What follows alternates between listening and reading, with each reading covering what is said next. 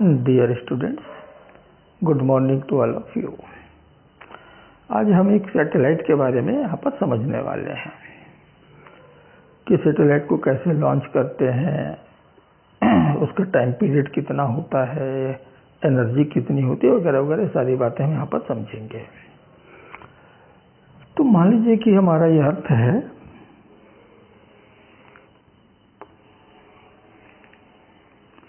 जिसका मास हम capital M और रेडियस कैपिटल R लेते हुए आ रहे हैं अभी तक।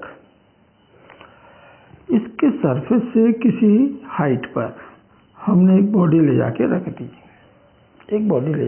दी और फिर उसको रिलीज कर दिया, छोड़ दिया। तो क्या होगा? वो तो बॉडी सीधा वर्टिकली डाउनवर्ड अर्थ की तरफ गिरेगा, सीधा आके गिरेगा। लेकिन छोड़ने से पहले, रिलीज करने के पहले हमने उसे एक थोड़ा सा हॉरिजॉन्टल वेलोसिटी दिया, कोई भी एक हॉरिजॉन्टल वेलोसिटी दे दिया। तब क्या होगा? तब भी वो गिरेगा, जैसे आप छोड़ोगे तो गिरेगा, लेकिन सीधा यहीं पर ड्रॉप नहीं होगा, वो थोड़ा सा डिस्टेंस पे जाके गिरेगा। ठीक है, हमने ऊपर से छोड़ा है विथ सम वेलोसिटी, तो क्या होगा? बॉडी इस तरह से थोड़ा सा, अब उसके पास दो मोशन हो गए ना, एक तो vertically downward motion due to the gravitational attraction of earth, और उसके कारण उसको एक एक्सेलरेशन मिला नीचे की तरफ। तो एक तो है accelerated motion in downward direction, और दूसरा है uniform linear motion along horizontal. तो दोनों मोशन करता जाएगा और बॉडी जो है वो कहीं और जाके गिरेगा। तो बॉडी जो है यहाँ पर जाके गिरा। अभी जो डिस्टेंस है यहाँ पर जाके गिरा है, ये बॉडी की वेलोसिटी पे डिपेंड करेगा। जितनी ज़्यादा वेलोसिटी उतनी ज़्यादा डिस्टेंस पे वो कवर कर सकेगा, उतनी ज़्यादा डिस्टेंस पे जाके वो गिरेगा। तो हमने स्पीड और बढ़ाई तो डिस्टेंस और बढ़ गया, लेकिन वो अर्थ पर आके गिरेगा। मैं बढ़ाते एक वेलोसिटी इसको इतना दे देता हूँ, एक वेलोसिटी इतना उसको मिल गया कि वो लगातार गिर रहा है अर्थ की तरफ,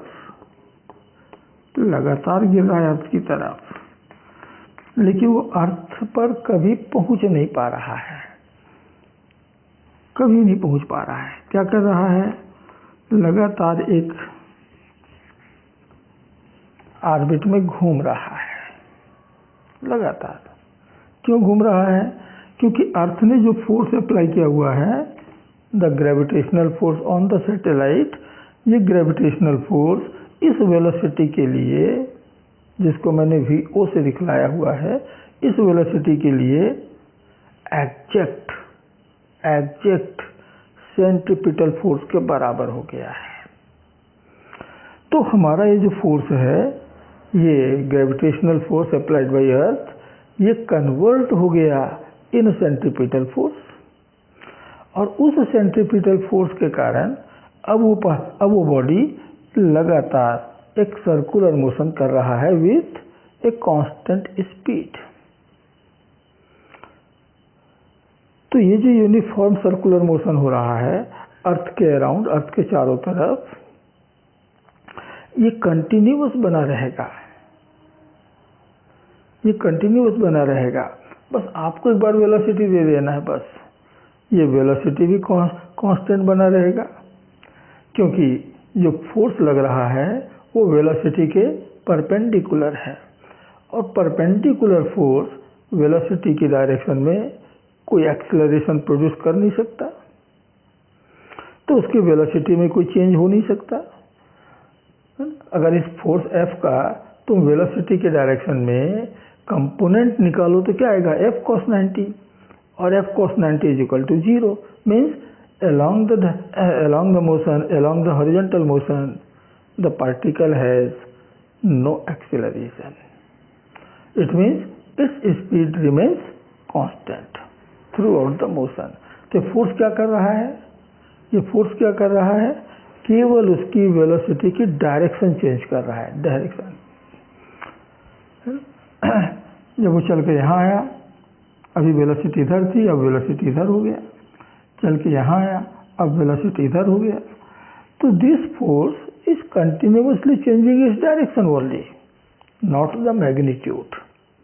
मैग्नीट्यूड में चेंज नहीं ला पा रहा है, केवल केवल केवल डायरेक्शन बदल रहा है।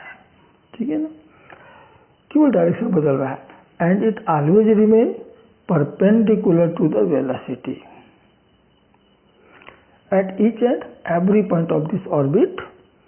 The gravitational force applied by Earth on the body always remains at right angles to its velocity, and this property is the property of the centripetal force. यानी आपका ग्रेविटेशनल फोर्स एक सेंट्रीपिटल फोर्स में convert हो चुका है, और वही centripetal force उस बॉडी को अर्थ के चारों तरफ अब घुमाया जा रहा है विथ ए कांस्टेंट स्पीड। ठीक है, यानी इस बॉडी को यहाँ पर इस ऑर्बिट में बनाए रखने के लिए हमें किसी फ्यूल की ज़रूरत नहीं है, वो तो अपने आप घूमता रहेगा। हमें किसी फ्यूल की ज़रूरत नहीं, कोई भी हमें फ्यूल उसको देना नहीं है, हमें कुछ भी एफर्ट लगाने की ज़रूरत नहीं है कि इसको हम ढकेल रहे हैं, ऐसा भी नहीं। हमें बिल्कुल भी एफर्ट नहीं लगाना है, हमें कोई फ्यूल यूज नहीं करना है। कौन घुमा रहा है? अर्थ ही उसको घुमा रहा है, और अर्थ का ग्रेविटेशनल फोर्स तो कंटिन्यू बना रहने वाला है, तो इसका ये मोशन भी कंटिन्यूअस मिलने वाला है। बस इसी प्रिंसिपल पर हम एक सैटेलाइट को लॉन्च करते हैं। कैसे? जिस ऑर्बिट में सैटेलाइट को रखना है, हम सैटेलाइट को वहाँ तक with the help of A rocket ले जाते हैं। रॉकेट की हेल्प से हम सैटेलाइट को वहाँ ले गए, अपनी पोजीशन पर, अपनी हाइट पर, अपनी ऑर्बिट पर, और उस ऑर्बिट में पहुँचा करके रॉकेट क्या करता है, उसे एक हॉरिजॉन्टल वेलोसिटी जितनी उसको रिक्वायरमेंट है वीओ, हम पहले से कैलकुलेट करके रखेंगे कि कितनी वेलोसिटी उसको देना है, उतनी वेलोसिटी वो उसको प्रोवाइड करता है। और जैसे ही सैटेलाइट को उतनी वेलोसिटी मिलती है, जिसको कि हम अब ऑर्बिटल वेलोसिटी कहेंगे आगे चलकर, और उस ऑर्बिटल वेलोसिटी की हेल्प से और अर्थ की ग्रेविटेशनल फोर्स ऑफ अट्रैक्शन के हेल्प से वो सैटेलाइट अब उस ऑर्बिट में लॉन्च हो गया, वो घूमना स्टार्ट कर दिया। ठीक, तो आपको दो काम करने हैं। आपको अपने सैटेलाइट को उस ऑर्बिट तक पहुंचाना है, और पहुंचाने के बाद एक सर्टेन वेलोसिटी हॉरिजॉन्टल डायरेक्शन में देना है, और बस आपका काम हो गया। अब वो सैटेलाइट लॉन्च हो गया उस ऑर्बिट में, वो घूमता रहेगा, कंटिन्यू घूमता रहेगा, without any fuel, without any external effort. आपको कोई एफर्ट नहीं लगाना है, कोई फोर्स नहीं लगाना है। तो मैं समझता हूँ कि एक सैटेलाइट की लॉन्चिंग समझ में आ गई होगी। बिल्कुल बात क्लियर है, एकदम आसान है ना। तो अब इस बॉडी की जगह मान लीजिए हमने एक सैटेलाइट लिया, उस सैटेलाइट का ऑर्बिट कहाँ पर है हमने तय कर लिया कि वो ग्राउंड से h हाइट पर होगा, तो वहाँ उसे कितनी ऑर्बिटल वेलोसिटी देना है, अब ये हम कैलकुलेट करते हैं। ठीक है, तो ऑर्बिटल वेलोसिटी,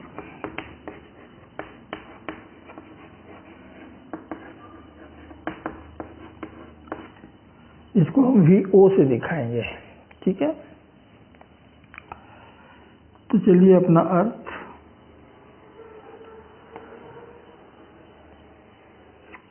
मास इसका m, रेडियस इसकी r, सेंटर O, और ग्राउंड से h हाइट पर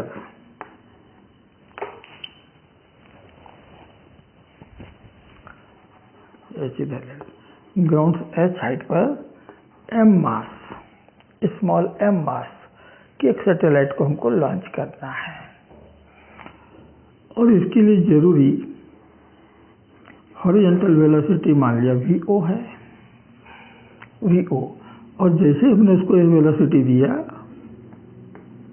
तो हमारा सैटेलाइट इस तरह से एक ऑर्बिट में घूमना स्टार्ट कर दिया।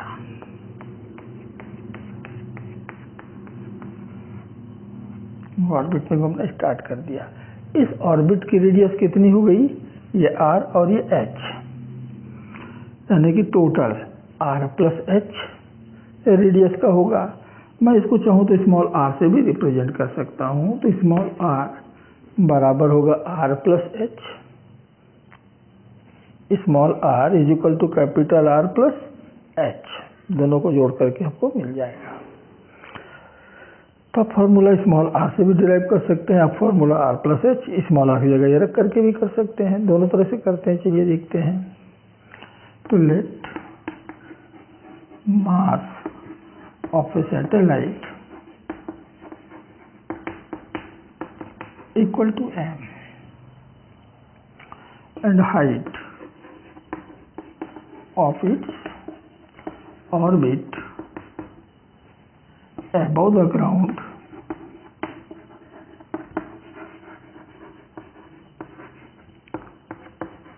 is suppose h,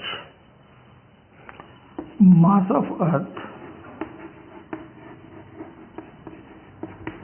equal to m, radius of earth equal to capital R, मान लीजिए कैपिटल R है, ठीक है। Let orbital velocity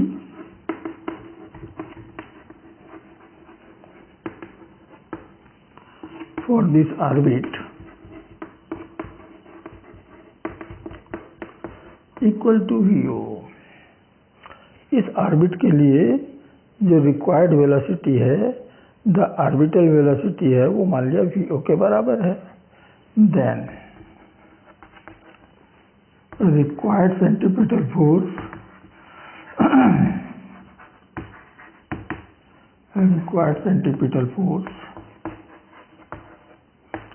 F must be equal to mvo square upon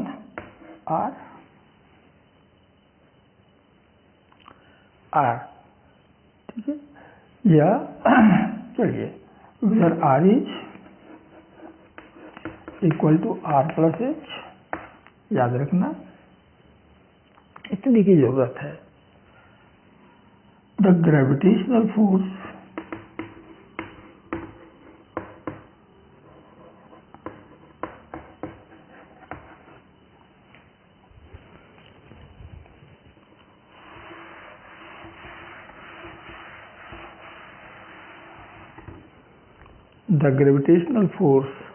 applied on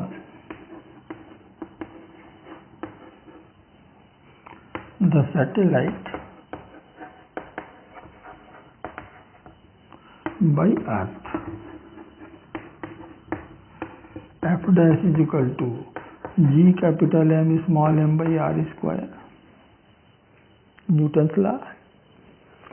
तो इन इक्विलिब्रियम, यदि equilibrium आ गया है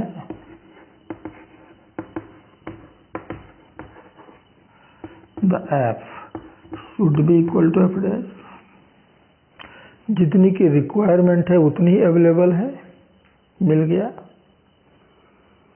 तो ये मोशन स्टार्ट हो जाएगा, ठीक है ना। तो F मिला mvo square by R is equal to F मिला gmm बाई R स्क्वायर। तो देख रहे हो स्मॉल m दोनों साइड से कैंसिल, एक R भी दोनों साइड से कैंसिल, तो vo square is equal to gm by R and that's why the vo is equal to root gm by R, root gm by R, या हम इसको कह सकते हैं root gm by R plus h, क्योंकि radius के, अर्थ के radius के टर्म में स्मॉल r बराबर इतना होगा, मैंने पहले ही बताया है ऊपर भी। तो h हाइट पर कोई ऑर्बिट है तो वहाँ तो उस ऑर्बिट के लिए इतनी वेलोसिटी की रिक्वायरमेंट होती है, √gm/r+h।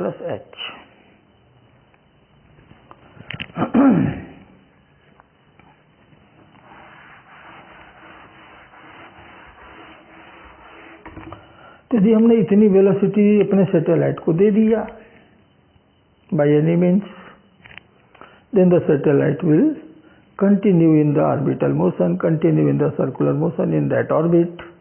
आपके ऑर्बिट में वो सैटेलाइट लगातार घूमता रहेगा, तो हम कहेंगे कि हमारा सैटेलाइट वहाँ लॉन्च हो गया, हमने उसको वहाँ पर रख दिया। ठीक है, हमको मालूम है कि एक्सेलरेशन ड्यू टू ग्रेविटी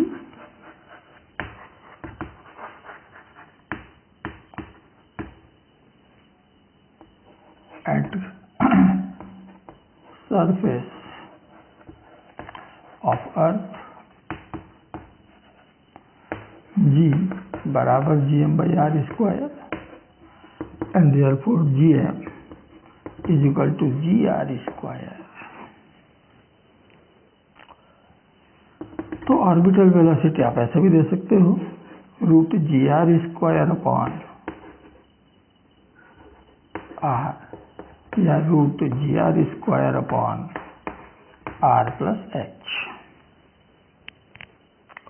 तो ये हो गया m के टर्म्स में, मास के टर्म्स में, अर्थ के मास। अर्थ का मास तो मालूम है ना कि अर्थ का मास अप्रोक्सीमेटली 6 × 10⁻24 किलोग्राम। अर्थ का मास होता है m इतना, अप्रोक्सीमेटली 6 × 10⁻24 किलोग्राम। ये रख करके h या स्मॉल r रख करके आप VO कैलकुलेट कर सकते हो। ये हमको मालूम है कि g ग्राउंड पर 9.8 मीटर पर सेकेंड स्क्वायर होता है, अर्थ का रेडियस r 6.38 × 10⁻6 मीटर मिलता है, जिसको हम अप्रोक्सीमेटली 6.4 × 10⁻6 मीटर पर 6 मीटर भी लेके चलते हैं। ठीक है, तो जब एग्जैक्ट कैलकुलेशन करना है तब तो फिर एग्जैक्ट वैल्यू ही रखने पड़ेंगे, तो एग्जैक्ट वैल्यू रख करके आप इस तरह से इसको कैलकुलेट कर लोगे। तो ये है बच्चों orbital velocity for a satellite in A orbit situated at A height h above the ground r which radius is small r। तो स्मॉल r रेडियस का ऑर्बिट हो, h हाइट पर ऑर्बिट हो, इतनी ऑर्बिटल वेलोसिटी आपको देनी पड़ेगी। आप यहाँ से कैलकुलेट कर सकते हैं, आप यहाँ से कैलकुलेट कर सकते हैं।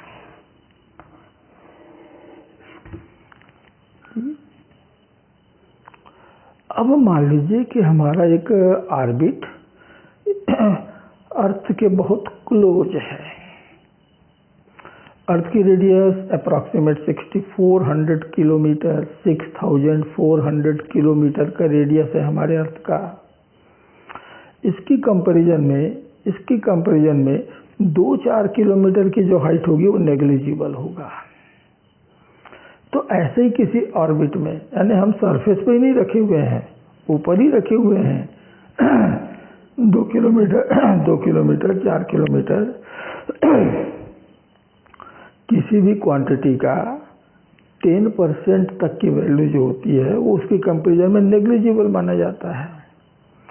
तो 6400 किलोमीटर का 10% इज अबाउट 640 किलोमीटर, 640 किलोमीटर तक की जो हाइट है वो अर्थ की रेडियस की कंपैरिजन में नेग्लिजिबल है। तो ऐसे ही किसी हाइट पर हम ले गए, अर्थ के सरफेस से या ग्राउंड से 10 किलोमीटर पर हमने एक ऑर्बिट ले लिया, 20 किलोमीटर पर एक ऑर्बिट लिया, तो ये ऑर्बिट, इस ऑर्बिट को हम सरफेस के बहुत क्लोज मान के चलेंगे। ध्यान दीजिए, it is very close to the surface because height is negligible compare to radius of earth, compare to radius of earth. हालांकि 10 किलोमीटर का डिस्टेंस बहुत होता है, 20 किलोमीटर का डिस्टेंस बहुत होता है। क्यों बहुत होता है? क्योंकि हम शायद अपने आसपास के डिस्टेंस उसको कंपेयर कर रहे हैं कि मेरे कमरे की हाइट, मेरे रूम के जो लेंथ है वो 5 मीटर है, मेरी अपनी हाइट 5-5.5 फीट है, मेरे मकान की हाइट 10 मीटर है। तो इन सारे डिस्टेंसेस को हम अपने माइंड में रख करके कंपेयर कर रहे हैं, तो वो 10 किलोमीटर की हाइट मेरे लिए बहुत ज़्यादा हो गया, बहुत ज़्यादा हो गया।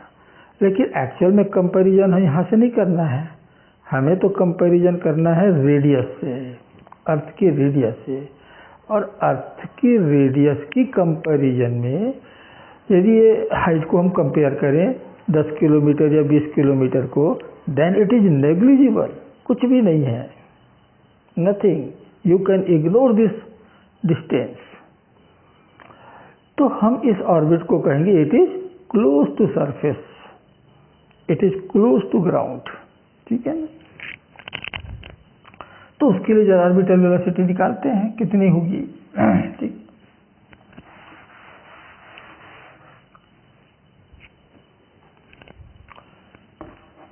एक special case, if the orbit is very close to surface of earth, that is h is too much less than r, h r से बहुत बहुत छोटा है। तो जहां जहां h आया था आप उसको इग्नोर कर सकते हो, छोड़ सकते हो। और यदि हम उसको इग्नोर कर दें, छोड़ दें, तो ऑर्बिटल वेलोसिटी की अप्रॉक्सीमेट वैल्यू कितनी आएगी,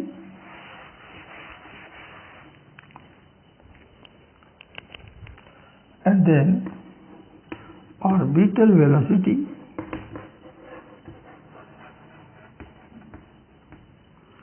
for such an orbit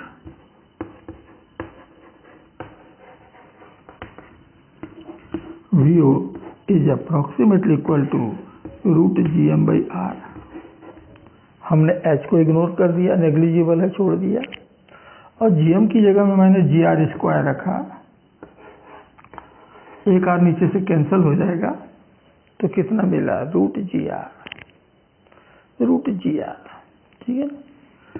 तो अप्रॉक्सीमेट वैल्यू निकाल रहे हैं, तो जी के अप्रॉक्सीमेट वैल्यू 10, आर के अप्रॉक्सीमेट वैल्यू 6400 किलोमीटर, किलोमीटर को मीटर में बदल दो इतना, तो 64 का निकल आया √8, 100 का निकल आया 0, और 10⁴ बची आप, 10⁵ और 1 4 का निकल आया 2, तो कितना हो गया 80 इंटू 10⁵ मीन्स 8000 मीटर पर सेकेंड, आर 8 किलोमीटर पर सेकेंड, 8 किलोमीटर पर सेकेंड की ऑर्बिटल वेलोसिटी आपको प्रोवाइड करना होगा। ध्यान दीजिए कि ऑर्बिट जितना क्लोज टू अर्थ होगा स्पीड उतनी ज़्यादा देनी पड़ेगी, और जैसे जैसे आपकी हाइट बढ़ती जाएगी, हाइट बढ़ती जाएगी, बढ़ती जाएगी, जो स्पीड की जो रिक्वायरमेंट है वो वैसे वैसे कम होती जाएगी, क्योंकि आपने जो फॉर्मूले लिए हैं VO = √gm/r+h, तो h जितना ज़्यादा बढ़ेगा VO उतना ही कम होगा, ऑर्बिटल वेलोसिटी उतना ही छोटा मिलेगा। तो ये मिनिमम हाइट पर है, h की वैल्यू यहाँ पर मिनिमम है, तो वेलोसिटी ये मैक्सिमम है, ये मैक्सिमम ऑर्बिटल वेलोसिटी है फॉर अर्थ, हमारे अर्थ के लिए। यानी बाकी जो हाइट पर जो ऑर्बिटल वेलोसिटी मिलेगा इससे कम ही मिलेगा, ठीक है, इससे कम मिलना चाहिए। 8 किलोमीटर या 8 × 10⁻³ मीटर या 8000 मीटर पर सेकेंड से कम आएगा, इसको भी ध्यान में रखोगे। तो बच्चों ये था orbital velocity for a satellite. ठीक है। अब ठीक है, हमने एक सैटेलाइट लिया, जो ऑर्बिट हमने फिक्स कर रखा था वहाँ तक पहुँचा दिया, जितनी वेलोसिटी ज़रूरत थी हमने उतनी वेलोसिटी दे दी। अब वो सैटेलाइट घूमना स्टार्ट कर चुका है, ऑर्बिट में घूम रहा है। तो उसका टाइम पीरियड क्या होगा, कितने टाइम पीरियड के साथ वो अर्थ के चारों तरफ घूम रहा होगा, ये जरा टाइम पीरियड निकालते हैं, कैलकुलेट करते हैं।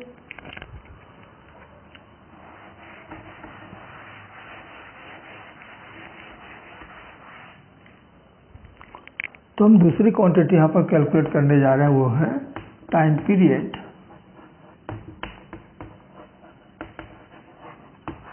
Of a satellite.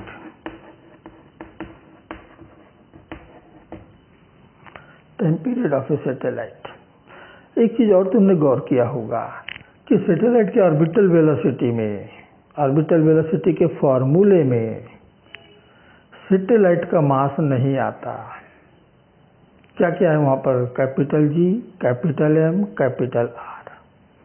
ये सब, जी तो खैर एक यूनिवर्सल कांस्टेंट है, कैपिटल एम और capital R both are the property of earth. Earth की मास है, अर्थ का रेडियस है। And this two are constant for all satellite, चाहे आपका सैटेलाइट छोटा हो, बड़ा हो, हल्का हो, भारी हो, जैसा भी रहा होगा, सबके लिए कांस्टेंट। तो ऑर्बिटल वेलोसिटी जो है वो एक ऑर्बिट के लिए कांस्टेंट होता है। It not depend upon mass of the satellite, कि कितने मास का सैटेलाइट हमको वहाँ पर लॉन्च करना है उस पर डिपेंड नहीं करेगा। It only depend upon the height of the orbit, ठीक है। तो चलिए टाइम पीरियड अब कैलकुलेट करते हैं, कैपिटल टी। तो टाइम पीरियड होता है टी इज इक्वल टू एक कंप्लीट रिवॉल्यूशन में लगने वाला टाइम, और वो कंप्लीट रिवॉल्यूशन एक कांस्टेंट स्पीड से हो रहा है। तो एक कंप्लीट रिवॉल्यूशन में कितना डिस्टेंस चला, किस स्पीड से चला, दोनों बातें हमको जो मालूम है तो टाइम पीरियड निकल आएगा। तो टाइम पीरियड निकला 2πr, एक कंप्लीट रिवॉल्यूशन में चला गया distance upon the orbital velocity vo, ठीक है। तो 2πr, vo की वैल्यू हमने निकाला था √gm/r, तो उल्टा हो गया यहाँ पर 1/vo, तो 1/vo हो गया √r/gm, √r/gm। मैं इस बाहर जो r है उसको भी अंदर कर लेता हूँ, तो ठीक है, फॉर्मूला मिल गया 2π √r³/gm, ठीक है ना। ये r जब अंदर जाएगा तो r² हो जाएगा, एक r पहले से था तो इतना मिलेगा। अब हमको मालूम है कि g कांस्टेंट, m कांस्टेंट, पाई कांस्टेंट, सब कांस्टेंट है। तो t किस पर डिपेंड करेगा, radius of the orbit, orbit की रेडियस पर डिपेंड करेगा कि कितनी रेडियस के ऑर्बिट में वो सैटेलाइट घूम रहा है। और जितनी बड़ी रेडियस के सैटेलाइट में घूम रहा होगा टाइम पीरियड भी उतना ही ज़्यादा मिलेगा। And therefore t is proportional to √r³, और t² is proportional to r³। तो t² जो है वो r³ के प्रोपोर्शनल होता है। Greater the radius greater the time period, बड़ी रेडियस बड़ी टाइम पीरियड के साथ में घूमेगा, ठीक।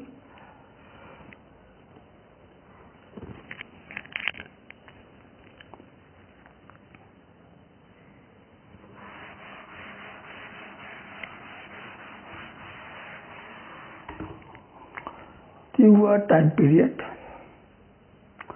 अब सैटेलाइट के पास मास है, सैटेलाइट के पास स्पीड है, तो सैटेलाइट के पास काइनेटिक एनर्जी भी होगी।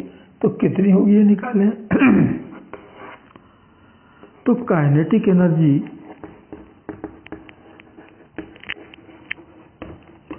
ऑफ ए सैटेलाइट, एक सैटेलाइट पर कितनी काइनेटिक एनर्जी होती है, तो ke = ½ m वी स्क्वायर, तो यहाँ पर वी की जगह हो गया वी ओ का स्क्वायर, इतना। और फिर मैं यहाँ पर वी ओ की वैल्यू रख देता हूँ। वी ओ कितना है भाई, तो root G M by R, small R का स्क्वायर, तो रूट गायब हो गया, तो क्या मिलेगा, G M M by 2 R. ठीक है, एक स्टेप में स्किप कर रहा हूँ, वी ओ की वैल्यू रख करके स्क्वायर करना है तो इतना जाएगा। ठीक, तो ये हो गया सैटेलाइट की काइनेटिक एनर्जी इतनी। तो पोटेंशियल एनर्जी कितना होगा, तो पोटेंशियल एनर्जी बराबर होता है दो बॉडी का पोटेंशियल एनर्जी, एक बॉडी m1 एक बॉडी m2, बीच का डिस्टेंस r, तो हम देते हैं minus G M M by G M one M two by R, ये होता है पोटेंशियल एनर्जी। तो m1 की जगह यहाँ पर अर्थ का मास, m2 की जगह यहाँ पर सैटेलाइट का मास, और r की जगह दोनों के सेंटर के बीच का distance means radius of the orbit, तो मिल गया minus G M M upon R. इतनी उसके पास पोटेंशियल एनर्जी है। ध्यान देना कि ये निगेटिव है, ग्रेविटेशनल पोटेंशियल एनर्जी तो निगेटिव ही होता है, इतना। तो फिर टोटल एनर्जी कितनी हुई सैटेलाइट के पास, total energy,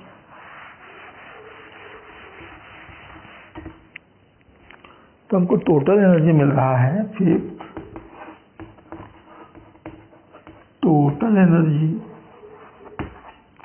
of a satellite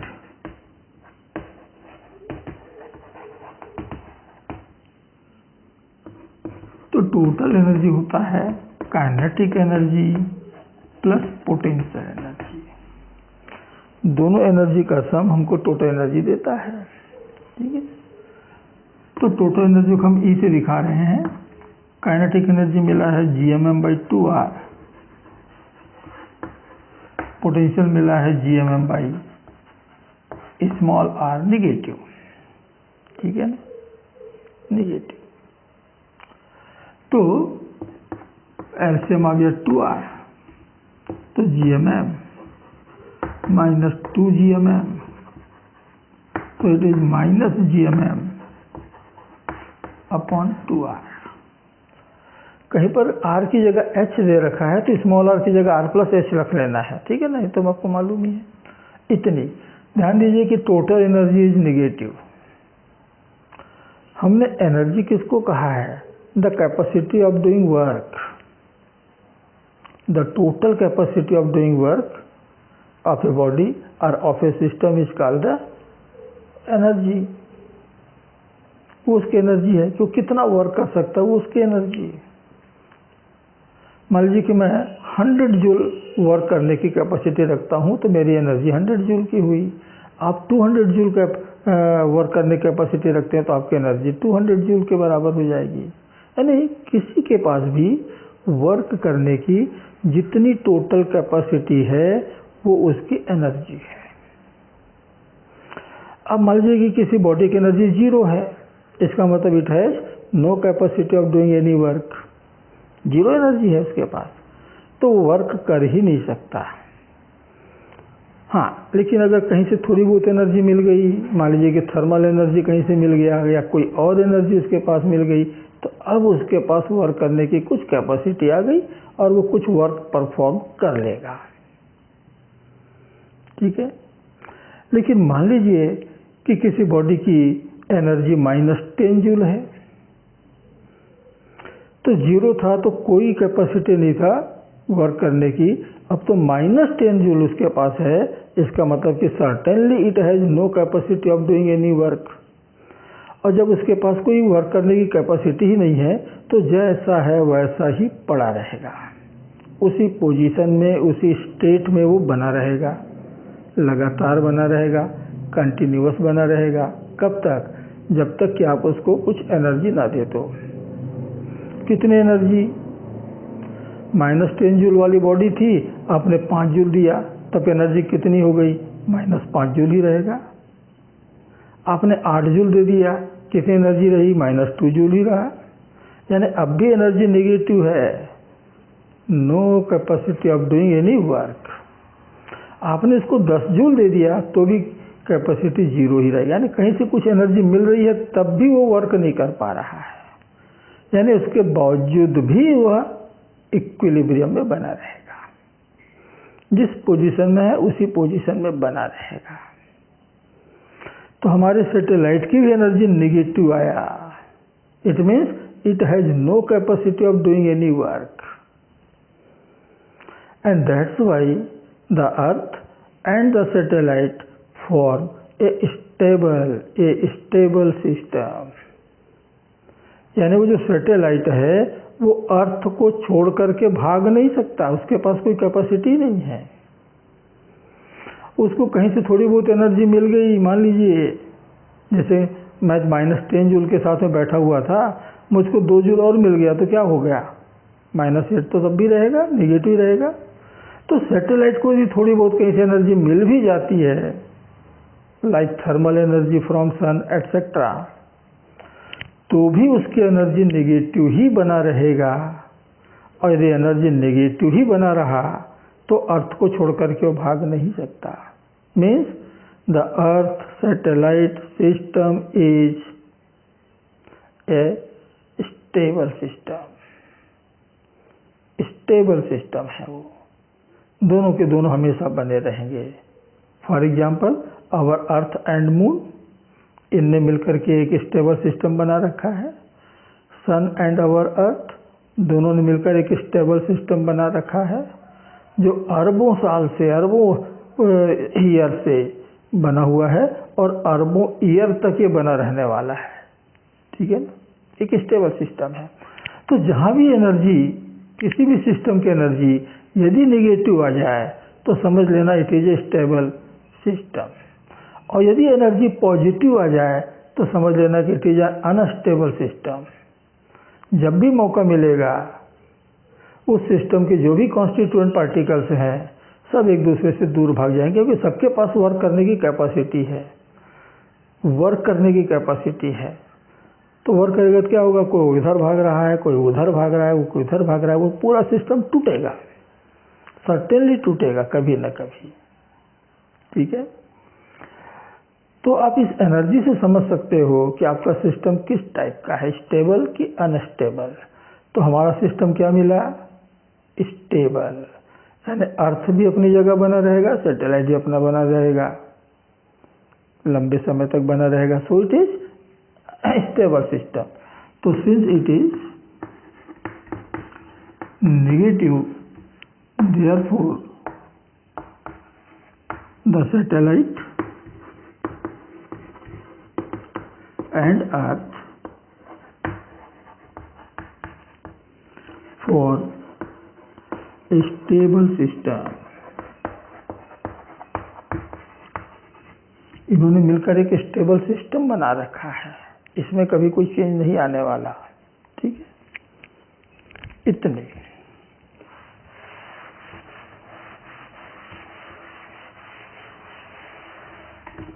तो नेगेटिव एनर्जी की ये प्रॉपर्टी, ठीक है। और लास्ट में energy required to launch a satellite, कि किसी सैटेलाइट को लॉन्च करना है तो हमको कितनी एनर्जी चाहिए। तो भाई हमको उतनी, कम से कम उतनी एनर्जी चाहिए जो उसकी इनिशियल एनर्जी और उसकी फाइनल एनर्जी के डिफरेंस के बराबर हो। भाई इनिशियली कितना था 100 जूल, वहाँ जाके कितना हो गया 1000 जूल, तो कितनी एनर्जी तुमको देना पड़ेगा 900 जूल। तो 100 में 900 जुड़ेगा तो 1000 हो गया, तो वहाँ पहुँच गया, उसके बराबर एनर्जी आ गई, रिक्वायरमेंट के बराबर आ गई। तो रिक्वायर्ड एनर्जी ई रिक्वायर्ड बराबर होगा ई फाइनल माइनस ई इनिशियल, कि लास्ट में कितना होने वाला है, शुरू में कितना उसके पास था। इन दोनों एनर्जी को हम डिफरेंस निकालें तो हमको मिल जाएगा। तो देखो टोटल एनर्जी, फाइनल एनर्जी मिला इतना, -gmm/2r, -gmm/2r माइनस। ये सैटेलाइट पहले कहाँ था? ग्राउंड पे रखा हुआ था। किस पोजीशन पे रखा हुआ था? स्टेशनरी पोजीशन पे रखा हुआ था। ठीक, तो रॉकेट से लॉन्च करने के पहले आपका सैटेलाइट कैसा है? रेस्ट में है ना, जीरो वेलोसिटी के साथ है, ग्राउंड पे रखा हुआ है। जब हम रॉकेट फायर करेंगे तब तो रॉकेट उसको स्पीड देगा, तब ऊपर जाएगा। उसके पहले तो ग्राउंड पे रखा हुआ है, स्टेशनरी है। तो ग्राउंड पे रखे हुए बॉडी के पास क्या होती है? केवल पोटेंशियल एनर्जी। कितनी? तो -gmm/r,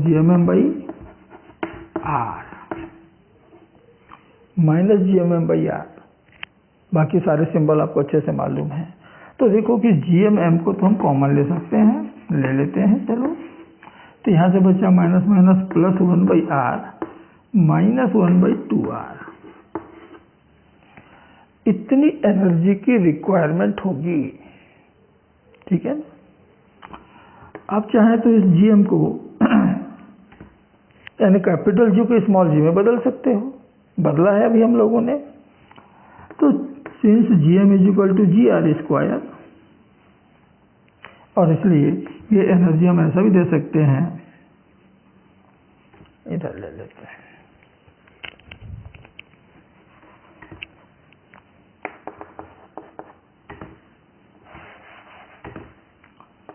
तो since gm = gr² and therefore the required energy is equal to gr²m 1/r - 1/2r। ठीक, तो हमको दो बातें मालूम होनी चाहिए कि सैटेलाइट की मास कितनी है और उसके फाइनल ऑर्बिट की रेडियस कितनी है। बाकी तो सब कांस्टेंट है। हमारे अर्थ के लिए हमको सारे वैल्यूज मालूम है, हम एनर्जी निकाल सकते हैं। कितनी एनर्जी हमको खर्च करना पड़ेगा, तब जाके वो सैटेलाइट वहां पहुंच पाएगा। ठीक, तो बच्चों ये था एक सैटेलाइट के बारे में कंप्लीट जानकारी। अब कुछ स्पेशल सैटेलाइट के बारे में हमको पढ़ना है, लेकिन वो इस वीडियो में नहीं, हम अगले वीडियो में करेंगे। तो आज के लिए तो मैं बस इतना ही रख रहा हूँ। तो नेक्स्ट वीडियो तक आप सबको मेरा नमस्कार, जय हिंद।